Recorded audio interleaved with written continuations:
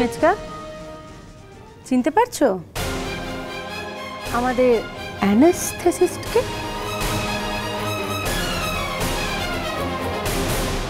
দাদু ভাই, তোমার মতে মাফ করে দিও দাদু ভাই। ও যা করেছে তোমার নাতির ভালোর জন্য করেছে।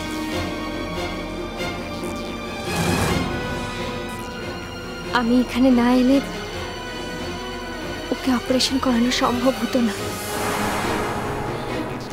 আর তার ফল কি হতো তা তো তুমি সব বহুত ভালো করে জানো, বুঝতেও পেরেছো।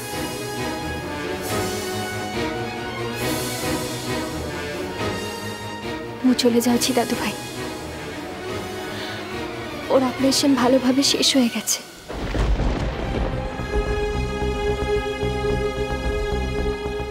ମୁଁ ଆଉ କୌଣସି ଦିନ ତମର ଜୀବନେ ଆସିବନି। ଆଶି ଦିଦି, ତମର ସେଥିର ସିନ୍ଦୁର ବାঁচানোর মোর পাখরে ଆଉ କୌଣସି ଉପାୟ ଥିଲା না।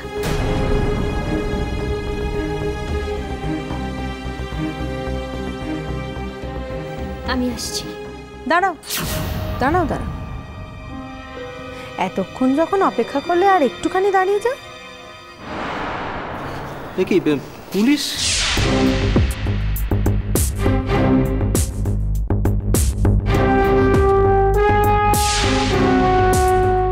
বারে ডক্টর ঘোষাল, আপনি দিনের পর দিন একটার পর একটা মিথ্যে কথা বলে যাবেন, নিজে অ্যাক্টিং করবেন, অন্য সবাইকে দিয়ে অ্যাক্টিং করাবেন, অথচ আমরা পুলিশ ডাকলেই দোষ।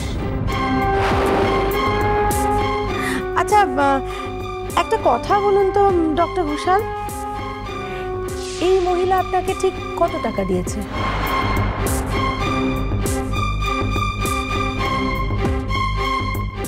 না, না হলে তো ওনার এতটা ইন্টারেস্ট থাকার কথা নয়। নাকি ব্যাপারটা এরকম যে উনি আপনাকে পেশেন্ট এনে দিয়েছেন বলে আপনি ওনাকে কাটমানিও দিচ্ছেন, প্লাস উনি যা বলছেন আপনি তাই করছেন, তাই কি?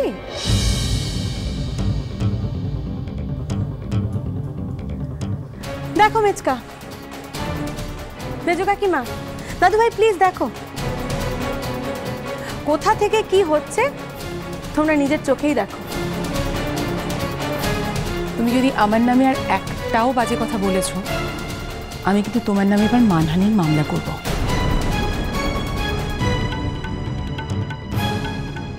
খবরদার, চোরের মার বড় গলা না? পেশেন্ট পার্টিকে না জানিয়ে পেশেন্টের ঘরে বারবার যে বাইরের লোক ঢুকিয়ে দিচ্ছে। দেখুন, যা করেছি বেশ করেছি, পেশেন্টের স্বার্থে করেছি, আর পেশেন্টের জ্ঞাপনই করেছি, তার ইচ্ছা মতো করেছি। কোনো আইন আমাদের কিচ্ছু করতে পারবে না। আপনি যা পারেন আপনি করে নিন।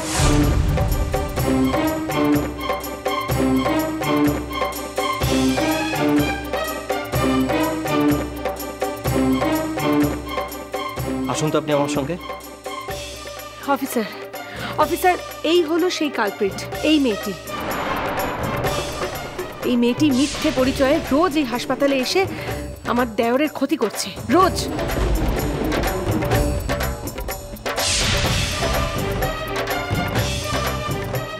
শুধু তো মুখে ক্ষতি করেছে বললে চলবে না ভূমিরানী, প্রমাণ দাও কি ক্ষতি করেছে। আমরা তো সবাই সাক্ষী, যা হয়েছে নিজের ভালো হয়েছে, ক্ষতি কিচ্ছু হয়নি।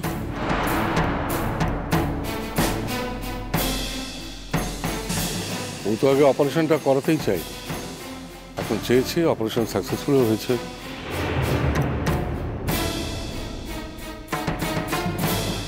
কি আশ্চর্য, আপনার এরকম ফ্রড কেস ধরার জন্য আমাদের এখানে ডেকে এনেছেন কেন?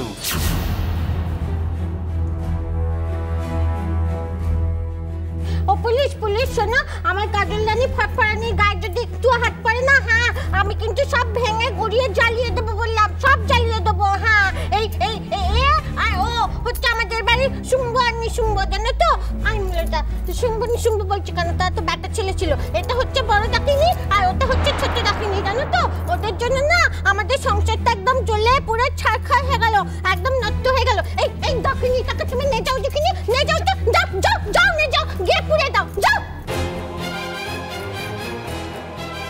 ভবিষ্যতে এরকম পার্সোনাল ব্যাপারে আর কখনো পুলিশকে ডাকবেন না।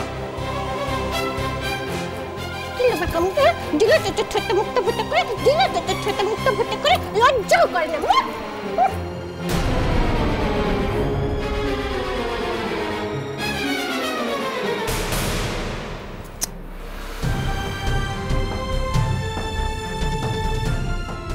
সবাই মিলে তোকে এত হালা চিন্তা করছে বলে তোর তো এত কষ্ট হচ্ছে কাজল রানী।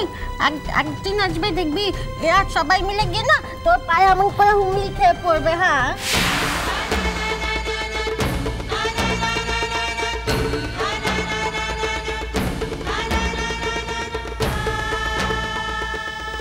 আসি রাধাপিসি।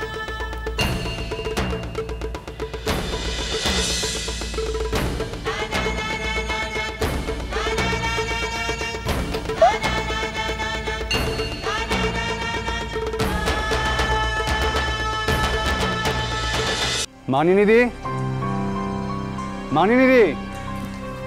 হ্যাঁ দাদা, চা আনবো? না, কাজল কোথায়? একবার কাজলকে ডাকো তো। আমি তো দাদা এসে তাকে দেখিনি। দেখিনি মানে? সে কি বাড়িতে নেই নাকি? না দাদা। কোথায় গেছে? তা তো জানি না দাদা। বৌদি কোথায়? বৌদি তো একটু আগে বেরোলেন দাদা। কোথায় কি ব্লাউজ বানাতে দিয়েছিলেন সেগুলো বোধহয় আনতে গেছেন। কাজল কি বৌদির সঙ্গে বেরিয়েছে? তুমি জানো কিছু? না দাদা, বৌদির সাথে তো বেরোয়নি, বরং বৌদি আমাকে ওর কথা জিজ্ঞাসা করছিলেন। তারপরে ভাবলেন যে কাজল দিদি বোধহয় ওর বাবার কাছে গেছে। ওমা, এই তো বলতে বলতে এসে গেছে দাদা।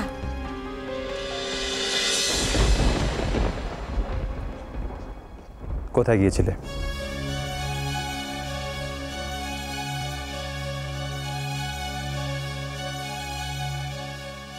বাড়িতে কাউকে কিছু না জানিয়ে কোথায় গিয়েছিলে? কথার উত্তর দাও। হো কাজল দিদি, তুমি ও বাড়ি গেছিলে না? তুমি তোমার বাবার কাছে গিয়েছিলে?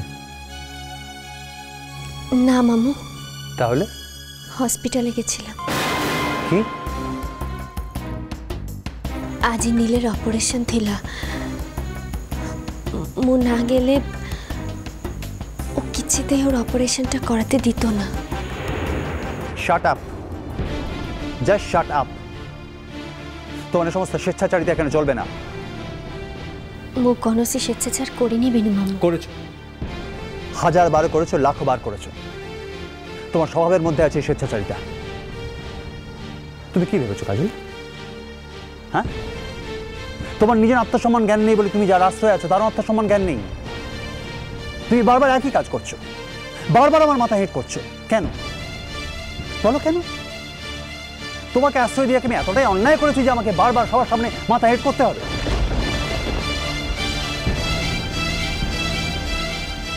বিনু মামু, মু যা করেছি তা হয়তো তোমর চোখে অন্যায়, শুধু তোমরও কাহিকি সবু লোকের চোখেই তা অন্যায়। কিন্তু গোটে জীবন বড় নাকি মোরে অন্যায়টা বড়? তুমি কুহ না বিনু মামু।